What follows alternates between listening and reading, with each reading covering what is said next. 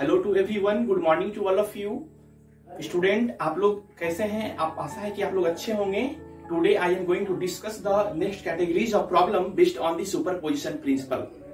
Okay, आप सबसे पहले इसे क्लास को अच्छे से अटेंड करने से पहले आप अपने घर पे रहें, सुरक्षित रहें, सेफ रहें। Stay at your home from safe the corona virus. Okay, और बच्चे मैं आशा करता हूं कि आपको आज का लेक्चर पूरे अच्छे से समझ में आएगा। ठीक है, और इस चीज को हम बेहतरीन बनाने के लिए हम अलग अलग क्लास में अलग अलग कैटेगरीज का प्रॉब्लम को लेकर आते हैं, ताकि आप उस लेक्चर में केवल एक ही कैटेगरी का प्रॉब्लम को सोल्व करें और उस चीज को समझें। पूरा टाइम दें एक कैटेगरीज के पूरा क्वेश्चन को समझने के लिए। ठीक है, अब देखिए हम ये सवाल को समझते हैं।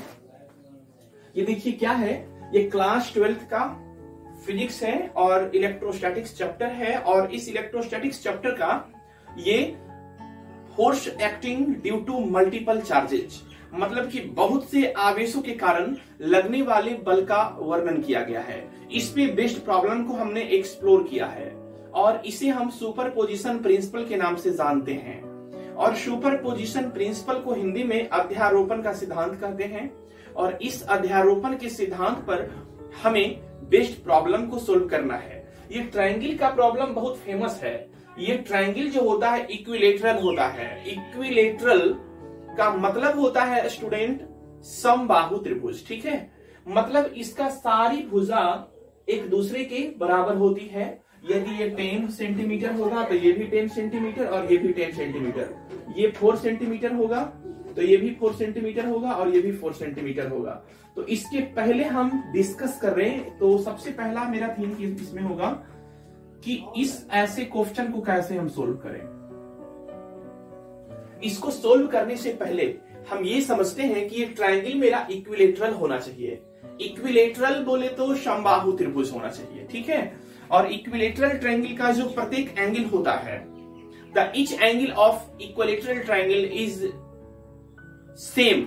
ठीक है, मतलब सारा जो कोण होता है, सारी भुजाएं जो होती है, सारा साइड्स जो होता है उसका सेम होता है। ठीक है, और सारा जो उसका कोण होता है सब कुछ सेम होता है। अब देखिए बच्चे, सबसे पहली काम देखिए मैं यहाँ पे क्या करता हूं, calculate the force on unit positive charge placed at P. P जो पॉइंट है ना, ये इसके सेंटर में स्थित है। ये इसका सेंटर पी हो गया। Placed at P in the given figure. इस फिगर में, यह फिगर में एक इक्विलेटरल ट्रायंगल को लिया गया है, एक समबाहु त्रिभुज को लिया गया है। और इस समबाहु त्रिभुज के सेंटर पे, सेंट्रॉइड पे एक पी एक पॉइंट है। पी पॉइंट पे हमें ए पॉइंट चार्ज के कारण, बी पॉइंट चार्ज के कारण और सी पॉइंट चार्ज के कारण हमें इस पे आपको नेट फोर्स का वैल्यू ज्ञात करना है। तो चलिए शुरू करते हैं। देखिए बच्चे यहाँ पे क्या है, सबसे पहला थिंग इसमें मुझे क्या करना है, पहला चीज इसमें देखिए क्या बच्चे, कि ए से जो फोर्स लगेगा, मैं पहले डायग्राम को मैं ड्रॉ करता हूं। ये मेरा डायग्राम है स्टूडेंट, ए बी सी। ठीक है, ए बी सी। ए क्या है, ए पे आपका Q1 चार्ज है, 10 माइक्रोकुलाम है। बी पर Q2 चार्ज है, 10 माइक्रोकुलाम है। सी पर Q3 चार्ज है, 10 माइक्रोकुलाम है। मतलब कि it is looking like that the all charges is equal to each other placed on the corner of an equilateral triangle, so that अब देखिएगा स्टूडेंट, इसका जो सेंट्रॉइड जो इसका होगा, जो इसका जो सेंटर होगा, ठीक है, इसका जो सेंटर होगा ये पॉइंट P है। अब सबसे पहली चीज मुझे ये करना है कि A पॉजिटिव चार्ज है A पे, B पे मेरा पॉजिटिव चार्ज है और C पे मेरा पॉजिटिव चार्ज है। तीनों पॉइंट पे पॉजिटिव चार्ज मेरा बैठा हुआ है।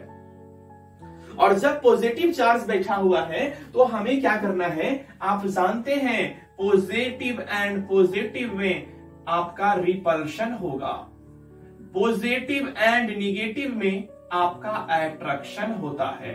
ठीक है, रिपल्शन का मतलब आपका हो गया प्रतिकर्षण और अट्रैक्शन का मतलब हो गया आपका आकर्षण। इसे हम जनरली बोलते हैं दुश्मनी और इसे हम कहते हैं प्यार। ये टर्म्स हमारा है। और ये कैवेंडिश का लॉ है, like charges repel each other and unlike charges attract each other.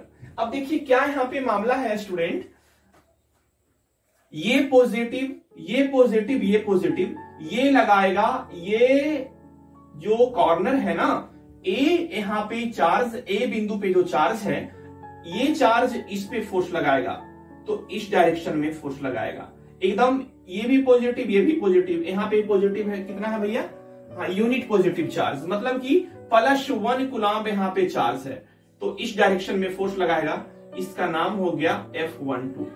B लगाएगा, ये भी पॉजिटिव ये भी पॉजिटिव, रिपल्शन हो जाएगा, क्या लगा देगा, F2 हो जाएगा, ठीक है। या इसको आप बोल दीजिए ना, आप F2, आप इसको F1 बोल दीजिए, इसको F2, ये लगाएगा इस पे रिपल्सिव फोर्स F3 हो जाएगा। अब देख लीजिए बच्चे, ये मेरा 3 सेक्शन में बट गया है, कितने सेक्शन में बट गया, 3 सेक्शन में, 1 सेक्शन 2 सेक्शन 3 सेक्शन, ठीक है, 3 section. Each and every section is equal to 120 degree angle, मतलब कि ये जो आपका एंगल होगा 120 डिग्री का होगा। त्रिभुज का जो सेंटर पे जो आपका ये ट्रायंगल है, इसके सेंटर पे 360 का कोण बनता है ना सर, क्योंकि एक सर्किल में 360 डिग्री एंगल होते हैं, तो एक कंप्लीट सर्किल बन रहा है तो 360 डिग्री का एंगल होगा। लेकिन इस चीज को समझना है स्टूडेंट कि एक जो मेरा पार्ट है, आपको मैंने पढ़ाया होगा लॉमीज थ्योरम, लॉमी का प्रमेय, ठीक है, इस तरीके से बच्चे, ठीक है, लॉमी का प्रमेय, ये आपका 120 डिग्री होता था बच्चे, तो 120 डिग्री आपको समझना है। अब देखिएगा क्या करना है हमें ऐसे क्वेश्चन को सोल्व करने में। सबसे पहली चीज, इसका साइड्स क्या क्या है सर, 4 सेंटीमीटर है, इसका जो भुजा है 4 सेंटीमीटर है, क्योंकि मैंने बताया है ये एक इक्विलेटरल ट्रायंगल है, इक्विलेटरल ट्रायंगल है। इक्विलेटरल का मतलब इक्वल और लेटरल का मतलब साइड होता है, मतलब कि प्रत्येक साइड एक दूसरे के बराबर होगा। और इक्विलेटरल ट्रायंगल में जो एंगल जो बनता है, इक्विलेटरल ट्रायंगल का जो एंगल का जो वैल्यू होता है, वो प्रत्येक एंगल 60 डिग्री का होता है। अब आपको समझना है कि इक्विलेटरल ट्रायंगल मतलब equal side of triangle, a triangle which having equal side and a triangle which having equal side and their angle is same to each other, then such triangle is known as equilateral triangle। अब समझना ये है, देखिए ध्यान से यहां पे procedure मैं बता रहा हूं। सबसे पहले F1 निकाल लूंगा सर, उसके बाद F2 निकाल लेना है, उसके बाद F3 निकाल लेना है, क्योंकि प्रत्येक साइड 4 सेंटीमीटर है, तो हमको सबसे पहले क्या करना है, ये 4 तो रहेगा, ये भी 4 रहेगा, ये भी 4 रहेगा, ये डिस्टेंस को निकालना बेहद ज्यादा जरूरी है सर, ये डिस्टेंस को निकालना बेहद ज्यादा जरूरी है। क्या मैं ऐसा लिख सकता हूं, बाय द डायग्राम मैं ऐसा लिख सकता हूं स्टूडेंट, देख लीजिएगा ध्यान से, AP है ना, AP बराबर BP बराबर CP बराबर R। क्या ये सारे आपका जो ये होगा डिस्टेंसेस होगा एक दूसरे के इक्वल होगा, AP is equal to BP is equal to CP is equal to R। That means मतलब एक यदि मेरा वैल्यू निकल जाता है तो हम सारे का वैल्यू समझ लेते हैं, मतलब R का वैल्यू मेरा कैलकुलेट हो चुका है स्टूडेंट। ये R मेरा हो गया, क्या हो गया स्टूडेंट, ये मेरा R हो गया। अब आपको समझना ये है, जब ये मेरा R हो गया तो सबसे पहले इस R को हम चुनौती देते हैं, निकालते हैं इसको। देखिए ध्यान से बच्चे, एक कंस्ट्रक्शन को यहां पे हम बनाते हैं, एक कंस्ट्रक्शन यहां पे लेते हैं, कंस्ट्रक्शन मतलब बनावट। एक परपेंडिकुलर यहां पे हम खींच देते हैं, परपेंडिकुलर, इसका नाम देते हैं D, ठीक है। तो इसको लिखिएगा, draw a perpendicular on BC। और वो जो परपेंडिकुलर हमारा क्या है बच्चे, AD है, AD है ना सर, AD परपेंडिकुलर है on BC, AD perpendicular on BC, मतलब AD लंब है BC पर, AD लंब है BC पर। अब आपको समझना होगा स्टूडेंट यहाँ पे क्या है, देख लीजिए, ये जो एंगल मेरा होगा ये 30 डिग्री का होगा सर, बिल्कुल होगा, क्योंकि ये जो पूरा कंप्लीट एंगल है 60 का है तो ये 30 का होगा। अब देखते हैं इन ट्रायंगल BPD, ठीक है, या in triangle PBD, that means हम यहाँ पे क्या लिख सकते हैं बाबू, यहाँ पे ध्यान से देखिएगा, ये आपका हो गया 4 सेंटीमीटर, तो ये 2 सेंटीमीटर होगा और ये भी अपना 2 सेंटीमीटर होगा। यहां से BD बराबर 2 सेंटीमीटर और DC बराबर 2 सेंटीमीटर। अब यहाँ पे क्या मैं कर सकता हूं, ट्रिग्नोमेट्री से tan 30 degree is equal to P/B formula होता है। P/B, थीटा के सामने वाली भुजा परपेंडिकुलर क्या है बच्चे, PD अपॉन B का वैल्यू BD, ठीक है। इस तरीके से आपको समझना है। क्या मैं ऐसा लिख सकता हूं, tan 30 का value 1/√3 is equal to PD का वैल्यू क्या है बच्चे, मुझे नहीं पता सर PD का वैल्यू क्या है, जो PD का वैल्यू मुझे निकालना है, और BD का वैल्यू क्या स्टूडेंट, 2 सेंटीमीटर, तो 2 सेंटीमीटर में है ना, तो सबसे पहले 2 सेंटीमीटर को मीटर में कन्वर्ट कर देते हैं, 2 × 10⁻² मीटर, ये अपना मीटर में आ गया है। तो अब यहाँ पे 2 × 10⁻² मीटर मैंने, तो मीटर को लिखना जरूरी नहीं है स्टूडेंट। अब यहाँ पे हम क्या कर लेंगे, यहाँ पे PD is equal to 2 × 10⁻² upon √3, ठीक है। अब इस तरीके से हम आगे बढ़ते हैं। अब आगे वाला क्रियाकलाप हम देखते हैं इन ट्रायंगल, ये ट्रायंगल में अब हम देखते हैं, देखिएगा ध्यान से। अब ये एंगल मेरा कितना है बच्चे, 60 डिग्री है ना। अब देखिए यहाँ पे देख लेते हैं in triangle, now in triangle ABD। अब ABD वाले ट्रायंगल में हम देखते हैं, यहाँ पे देखिए हमें निकालना क्या है, हमें निकालना AP है, BP है, CP है, जो एक दूसरे के इक्विवेलेंट है। तो AP निकालने के लिए बच्चे हमें सबसे पहले ये परपेंडिकुलर हो जाएगा, AP प्लस PD हम निकाल लेते हैं, मतलब AD निकाल लेते हैं, तो ये मेरा परपेंडिकुलर। बच्चे हम यहाँ पे साइन थीटा का फॉर्मूला यूज करेंगे, साइन 60 डिग्री बराबर P/H।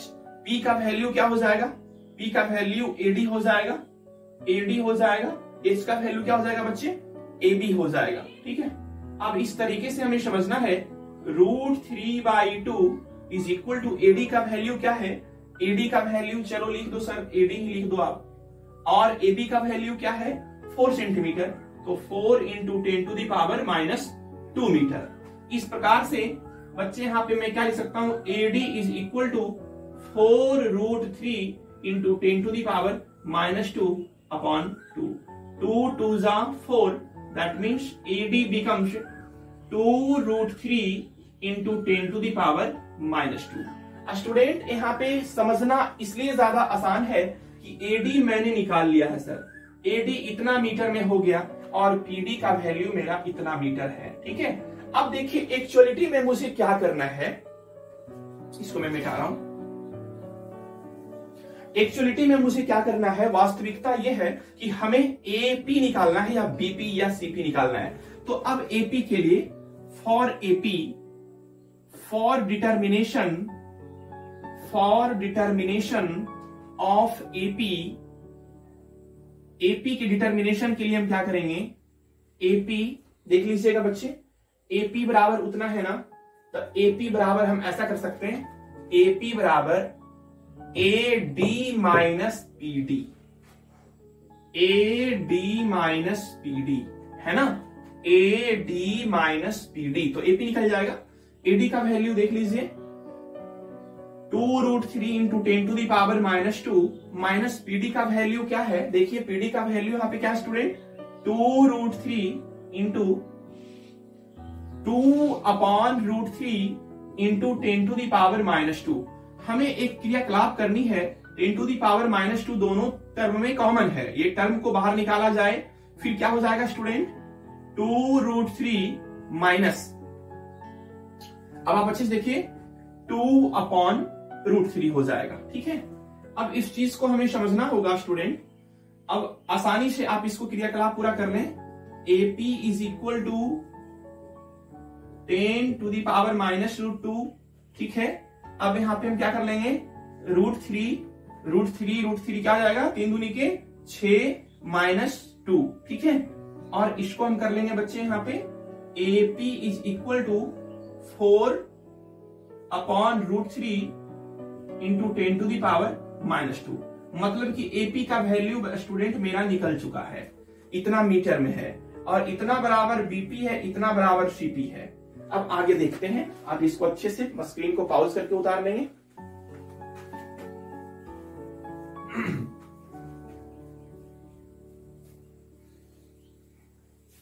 अब चलिए, हमको अब निकालना है AP का वैल्यू निकल चुका है, BP का वैल्यू सारा कुछ मिल चुका है, मतलब कि R मेरा मिल चुका है। अब देख सकते हैं बच्चे, the given triangle is equilateral, so the force acting on the center P due to all corners charges is same, so F1 is equal to F2 is equal to F3। सारा force आपका बराबर होगा, is equal to F मान लीजिए। That means F1 is equal to, या F मैं कैसे निकाल लेता हूं स्टूडेंट, देख लीजिए, 1/4 pi epsilon not into Q1 into Q2। Q1 into Q2 क्या है स्टूडेंट, चाहे आप ऐसे ही कर लीजिए ना, K इंटू Q1 का वैल्यू कितना है, Q1 का वैल्यू 10 टू द पावर -5 है, Q2 का वैल्यू 10 टू द पावर 1 है ना, सॉरी 1 हो गया, ठीक।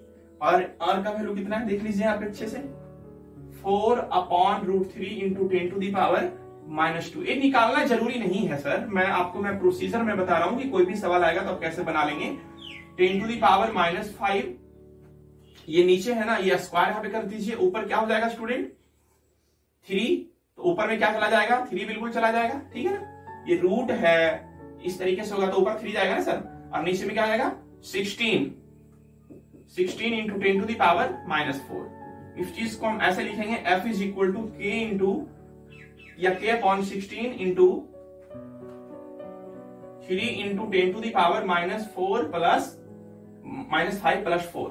That means F is equal to 3K upon 16 into 10 to the power -1। ये F का वैल्यू मेरा निकल चुका है, इतना न्यूटन में मेरा वैल्यू F का हो गया, ठीक है। अब आपको समझना ये होगा स्टूडेंट, देखते हैं, ये F का वैल्यू मेरा उतना सारा F एक दूसरे के बराबर है, मतलब कि ये जो मेरा फोर्स है, ये दोनों के बीच का हम नेट निकाल लेते हैं, नेट फोर्स निकाल लेते हैं, ठीक है। अब देखिए किस तरीके से हम नेट निकाल लेते हैं। ये मेरा F का मान निकल चुका है, और ये जो मेरा F होगा, F1 बराबर F2 बराबर F3 के इक्विवेलेंस होगा। अब इसको देखिए, मैं यहां से मिटाता हूं, देखिएगा आप अच्छे से, कुछ नहीं करना। अब प्रोसीजर में हम क्या करते हैं, हमको देखिए नेट निकालना है ना, फाइनल निकालना है, टोटल निकालना है, ये दोनों के साथ रिजल्टेंट निकालते हैं। Now resultant forces between F2 and F3, मतलब F2 और F3 के बीच का रिजल्टेंट वाला फोर्स मेरा क्या होगा। सबसे पहले थीटा, ये दोनों के बीच का थीटा कितना बन रहा है, 120 डिग्री बन रहा है। अब हमें आसानी से समझना ये होगा कि आप नेट फोर्स का वैल्यू कैसे निकालते हैं। इसको आप F डैश मान लीजिए, चलिए कोई दिक्कत नहीं।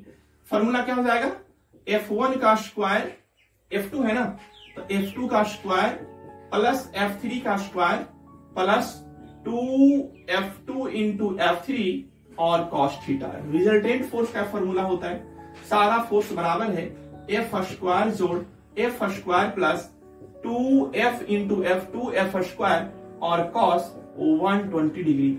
स्टूडेंट कॉस 120 डिग्री का वैल्यू आपका -1/2 होता है। कैसे निकाला जाता है सर, अच्छे समझिए।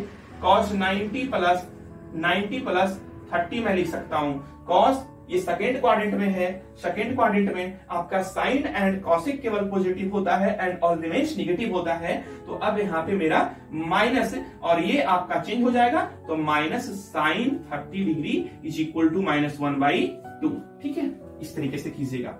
अब यहाँ पे क्या करना हो जाएगा देख लीजिए, 2f² plus 2f² minus 1/2, 2 cut जाएगा, क्या बचेगा 2f² माइनस, मतलब कि f² कटेगा, क्या बचेगा स्टूडेंट f। मतलब कि ये दोनों का जो मतलब रिजल्टेंट फोर्स जो आया ना, फाइनल वाला फोर्स, ये दोनों से जो फाइनल जो आया, जो इस डायरेक्शन में होगा, ये मेरा जो फाइनल आया ना बच्चे f' इज इक्वल टू इतना आया है। मतलब कि ये दोनों के बीच का जो रिजल्टेंट फोर्स है ना, ये इतना आया है। अब देखिए, जितना ये है उतना ये, कहने का मतलब ये है दोनों फोर्स का मैग्नीट्यूड एक दूसरे के इक्वल है एंड उसका डायरेक्शन अपोजिट है। अब यहां पे लिखेंगे now net force between F' and F1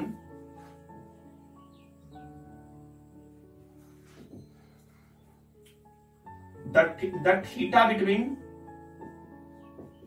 F' and F1 is equal to 180 degree. So, and the magnitude मतलब डायरेक्शन इसका क्या हो गया, डायरेक्शन इसका अपोजिट हो गया, and magnitude of both is same and direction is opposite, and direction is opposite. So क्या करना है बच्चे, F net is equal to मेरा फाइनल रिजल्टेंट फोर्स मेरा क्या हो जाएगा, F1 माइनस F', मतलब कि 0 न्यूटन का फोर्स इसके सेंटर पे लगेगा due to all point charges sit on the corners.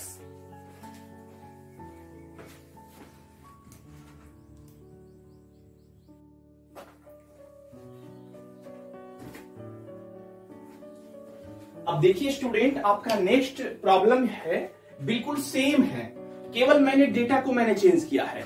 और इस क्वेश्चन में यह पूछा जा रहा है कि what is the resultant force direction, मतलब रिजल्टेंट फोर्स का जो डायरेक्शन होगा वो क्या है, वो क्या होगा स्टूडेंट। देखिए सवाल को समझते हैं। इन द गिवन डायग्राम, इस डायग्राम में ईच साइड ऑफ 10 सेंटीमीटर, मतलब यदि प्रत्येक जो साइड है वो 10 सेंटीमीटर का है, और आप समझ गए होंगे यदि ये 10 सेंटीमीटर का ये है तो ये आपका जो ट्रायंगल है ये इक्विलेटरल ट्रायंगल होगा। और इक्विलेटरल का मतलब ही होता है समबाहु त्रिभुज, मतलब वैसी त्रिभुज जिसकी प्रत्येक भुजा बराबर हो, मतलब कि प्रत्येक भुजा बराबर हो और उसका जो एंगल हो जाएगा बच्चे एक दूसरे के इक्वल, मतलब 60 डिग्री का होगा। अब समझना है, in the given figure if each side is 10 centimetre, यदि प्रत्येक साइड उसका 10 सेंटीमीटर है तो वो इक्विलेटरल ट्रायंगल हो गया। क्लियर। देन कैलकुलेट, आपको निकालना है the net force on the point B. इस बी वाले पॉइंट पे ना आपको नेट फोर्स का मान ज्ञात करना है। इस बी वाले पॉइंट पे आपको नेट फोर्स का वैल्यू ज्ञात करना है, बी वाले पॉइंट पे स्टूडेंट। अब ये समझना ये है, सॉरी बी वाला पॉइंट आपका यहां है, यहां पे नहीं, बी वाला पॉइंट आपका यहां है। इस बी वाले पॉइंट पे आपको नेट फोर्स का वैल्यू ज्ञात करना है। ठीक है।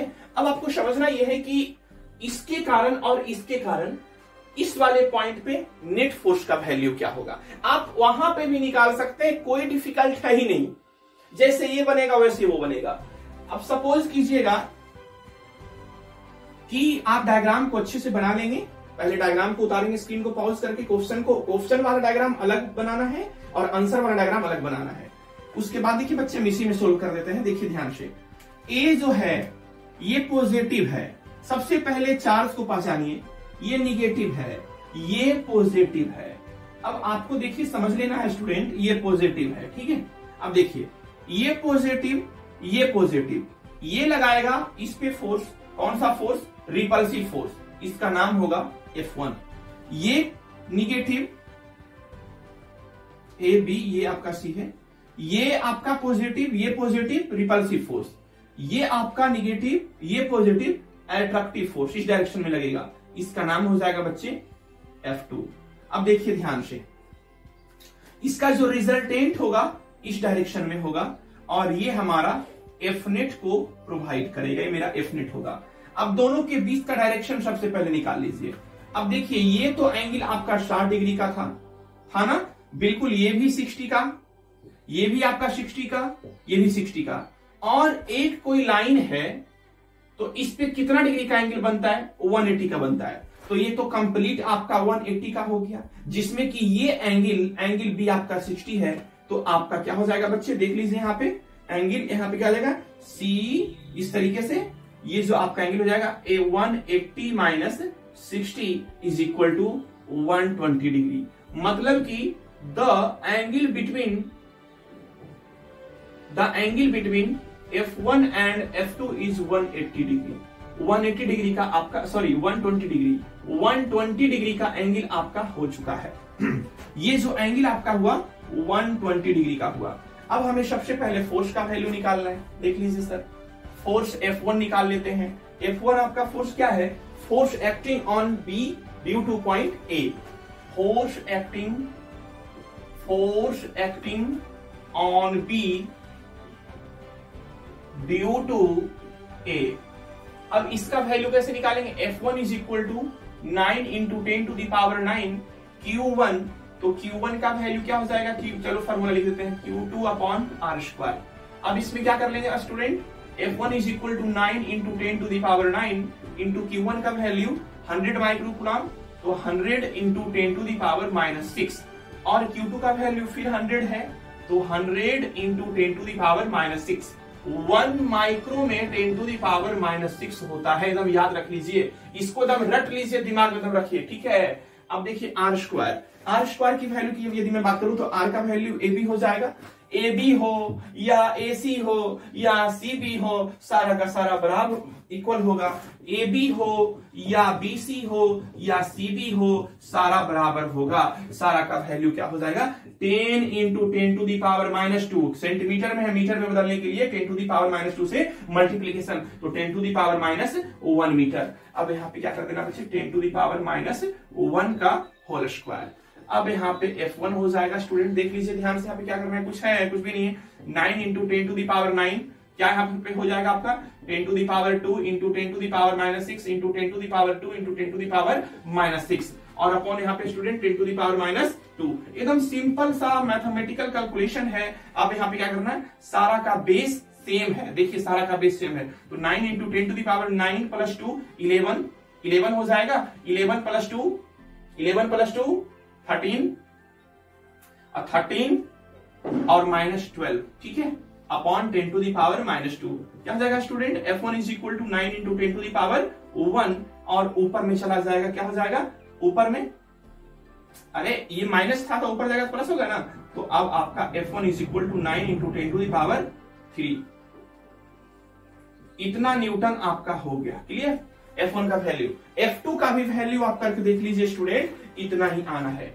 F2 का भी वैल्यू इतना ही आना है, कहिए कैसे, F2 इज इक्वल टू क्या हो जाएगा, देख लीजिए, F2 is equal to 9 into 10 to the power 9 into Q1 into Q2 upon R square, मतलब 10 टू दी पावर -1 का स्क्वायर, ठीक है। तो आप कैलकुलेशन करोगे इतना ही आएगा। अब आप देख लीजिए बच्चे, F1 बराबर F2 बराबर F मैंने मान लिया, ठीक है, मैंने लेट कर लिया। अब देख लीजिए यहाँ पे हमें निकालना है नेट फोर्स या रिजल्टेंट फोर्स या परिणामी बल। Fnet बराबर क्या हो जाएगा स्टूडेंट, फॉर्मूला अप्लाई कीजिए, F1 का स्क्वायर जोड़ F2 का square plus 2F1 into F2 cos theta, है ना। थीटा का वैल्यू कितना है, थीटा का वैल्यू कहाँ गया, देख लीजिए, थीटा का वैल्यू 120 डिग्री है, थीटा का वैल्यू वहां पे 120 हो जाएगा। तो cos 120 का यदि हम बात करते हैं तो आपका -1/2 आपका वैल्यू आता है cos 120 का, ठीक है। अब यहाँ पे Fnet का वैल्यू देख लीजिए, Fnet is equal to F square plus 2F square into -1/2, ये आपका 2 कटेगा, फिर क्या हो जाएगा स्टूडेंट, देख लीजिए, 2F स्क्वायर -F स्क्वायर, ठीक है, इस तरीके से। तो कहने का मतलब आपका जो वैल्यू आ जाता है स्टूडेंट, वो आपका आता है F net is equal to under root, देख लीजिए बड़े एक एक स्टेप मैं कर रहा हूं, एफ स्क्वायर, ये कटेगा क्या आ जाएगा स्टूडेंट एफ।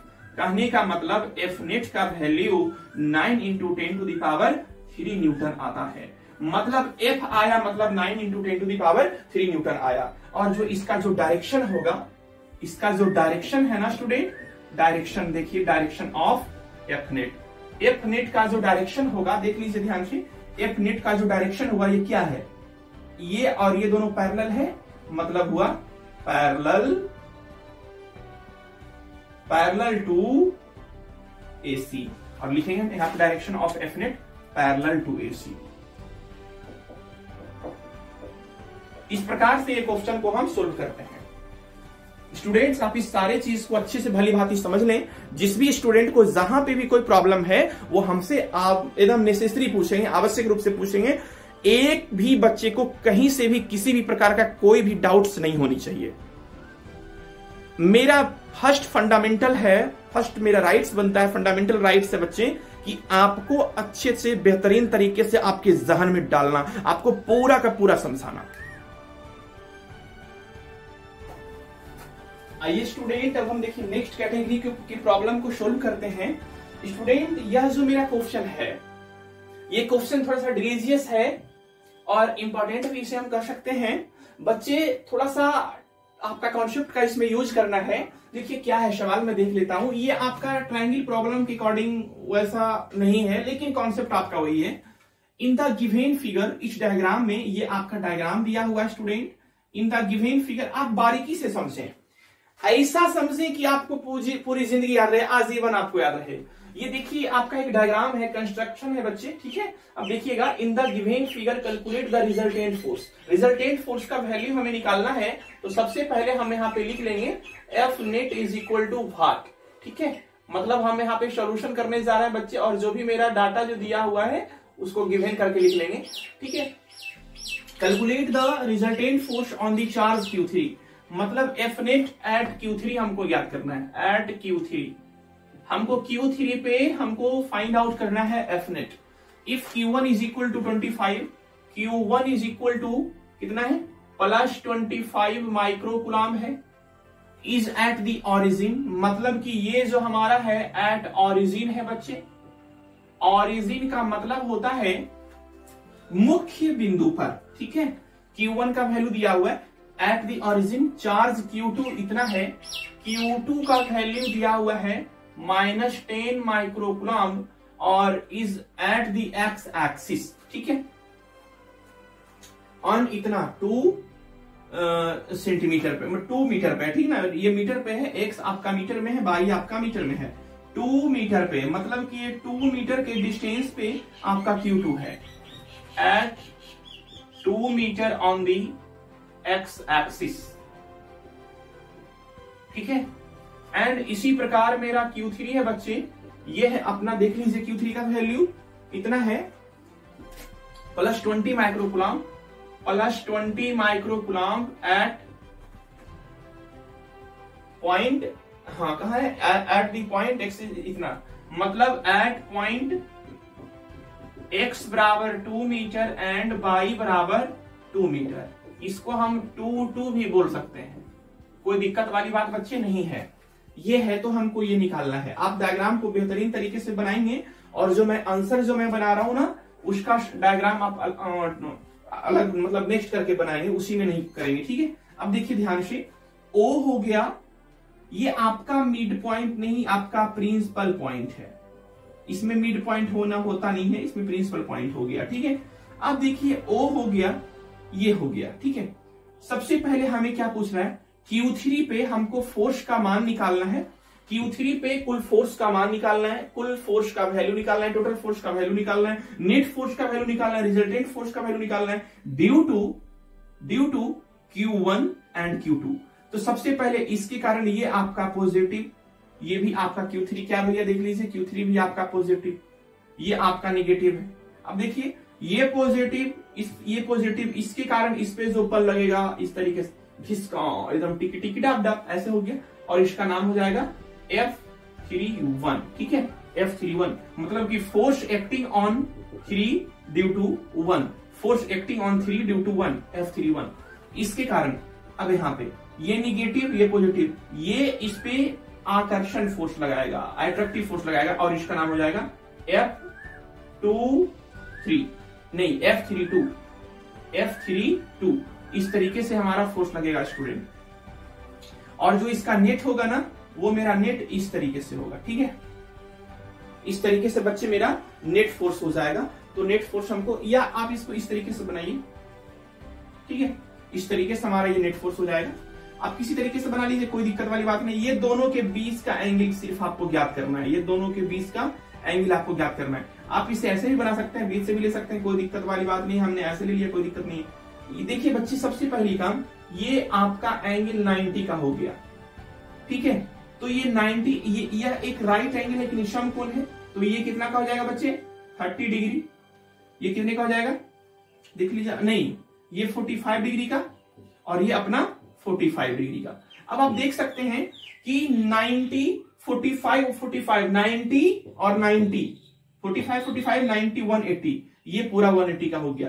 और अब देखिए बच्चे, 180 में 45 यदि घटा देते हैं, 180 माइनस 45, तो हमारा 135 डिग्री का angle between F31 and F32 आ जाता है, ठीक है। मतलब इसके बीच और इसके बीच का जो एंगल होगा वो 135 डिग्री का होगा। अब जब एंगल निकल गया तो मेरा Fnet आसानी से निकल जाएगा, कोई दिक्कत वाली बात नहीं। सबसे पहले हम निकाल लेते हैं F31। ये मेरा क्या है बच्चे? Force acting on Q3 due to Q1, ठीक है। अब इस चीज को F31 is equal to 9 into 10 to the power 9 into Q1 into Q3 upon R square कर देंगे, ठीक है। तो R, इसके लिए हम क्या यूज कर लेंगे? ये वाला R का यूज करेंगे। तो ये अपना R1 इसको बोल दीजिए और आप इसको R2 बोल दीजिए। तो R1 का स्क्वायर हो गया भाई, ज्यादा ये सब कुछ नहीं लफड़ा होना है, इतना हो गया। और Q1 का वैल्यू कितना है देख लीजिए, Q1 का वैल्यू कितना है भाई? देखो देखो देखो ध्यान से, कहां गया? इतना है, ठीक है ना। 25 into 10 to the power minus 6 into Q3 का वैल्यू कितना है? देखो देखो ध्यान से देखो, प्लस में है ना 20 into 10 to the power minus 6। Micro में तो माइनस 6 मैंने यूज किया क्योंकि माइक्रो में। R1 का वैल्यू कहां गया भाई? देख लो ध्यान से, R1 का वैल्यू ये है ना, ये मेरा R1 है। अब आप यहाँ पे देखिएगा, ये एक राइट एंगल है फॉर R1। R1 का कैलकुलेशन हम कैसे करते हैं? ये अपना एक राइट एंगल है, ऐसा है, ठीक है। ये भी 2 है, ये भी 2 मीटर है, देखिए ये 2 मीटर है, ये भी 2 मीटर है, तो ये भी 2, ये भी 2। अब पाइथागोरस का प्रमेय यहाँ पे लगा देंगे, क्या हो जाएगा? 2 का स्क्वायर प्लस 2 का square is equal to h is equal to आपका, इसको R1 बोल सकते हैं, ठीक है। अब यहाँ पे s इज इक्वल टू क्या हो जाएगा स्टूडेंट? 4 प्लस 4 अंडर रूट 8, मतलब कि यहाँ पे क्या हो गया? अंडर रूट 8 का स्क्वायर हो गया, क्लियर। अब यहाँ पे हमें एक चीज करना है, F31 कैलकुलेट जब जैसे ही हम करते हैं स्टूडेंट, F31 का जो कैलकुलेशन हमारा होता है वो अपना आ रहा है, ठीक है, वो हमारा आ रहा है स्टूडेंट 0.56 न्यूटन, ठीक है, 0.56 न्यूटन। मतलब कि F31 का जो वैल्यू मेरा होगा 0.56 न्यूटन होगा। इस प्रकार से सिमिलरली हम निकाल लेते हैं Similarly, we will calculate F32, that means is equal to 9 into 10 to the power 9 Q3 into Q2 upon R2 का square, that means 9 into 10 to the power 9 multiplied by Q3 का वैल्यू कितना है? 20 microcoulomb, 20 into 10 to the power minus 6 and Q2 का value कितना है देख लीजिए, 10 microcoulomb, तो 10 टू द पावर, चलो माइक्रोकूलम ही कर दो ना, 10 into 10 to the power minus 6, ठीक है। और नीचे क्या हो जाएगा स्टूडेंट? R2 है ना, R2 का वैल्यू कितना है? 2 है ना, तो यहाँ पे 2 का square. And after calculation you will get F32 is equal to 0.45 newton. मतलब F32 का वैल्यू आप इतना पाओगे। After calculation you will get F32 is equal to 0.45। And calculation आपको खुद से करना है, कैलकुलेशन मैं नहीं कर रहा, टाइम टेकन ज्यादा होगा, कैलकुलेशन आप खुद करोगे। अब जब ये इतना पूरा निकल गया है तो अब देखिए यहाँ पे छोटा सा चीज मैं कर लेता हूँ, ठीक है। अब हमें निकालना है Fnet। Fnet के लिए फॉर्मूला क्या होता है स्टूडेंट? F31 का स्क्वायर प्लस F32 का square plus 2f31 into f32 into cos theta. Theta की जगह पे यूज करना है 135 डिग्री। यदि cos 135 डिग्री का हम वैल्यू फाइंड आउट करें तो क्या हो जाएगा स्टूडेंट, देख लीजिए, cos 180 माइनस 45 हो जाएगा। ठीक है, तो इसको हम क्या लिख देंगे, cos माइनस में हो जाएगा, चेंज नहीं होगा, cos minus cos 45 degree minus 1/√2 इस तरीके से हो जाएगा। ठीक है, अब इसके बाद आप देख लीजिएगा स्टूडेंट, कहां पे मैं मिटा रहा हूं, दोनों का वैल्यू आपने मैं लिख लिया। ठीक है, चलो देखो मैं यहाँ पे मैं लिखता हूं। ठीक है, पूरा मिटा गया, इतना में ही मेरा काम हो जाना है। देख लीजिए अब ध्यान से यहाँ पे, और मुझे अब यहाँ पे क्या करना है, देखो F net is equal to f31 का होल स्क्वायर है ना, f31 का होल स्क्वायर या स्क्वायर बोल दीजिए, इतना है, तो 0.56 का स्क्वायर प्लस 0.45 का स्क्वायर प्लस क्या हो जाएगा, 2 इंटू 0.56 इंटू 0.